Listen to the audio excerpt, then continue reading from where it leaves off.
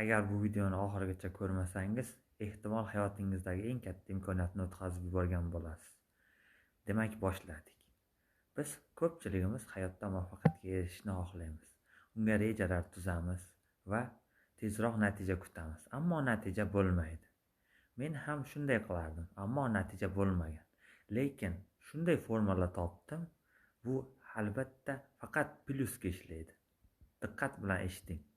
Bizning miyamiz misol uchun 10 ta rejani bajarishga emas, balkim 30% bajarishga moslashgan.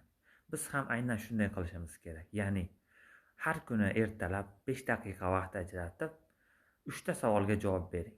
10 ta savol bermang, 3 ta savol berib javob bering va natijasini ko'rasiz. Albatta bu foydali bo'lgan bo'lsa, do'stlarga ulashing va baham ko'ring. Sizlar hurmat qiluvchi bloger Sarvar To'y bloger.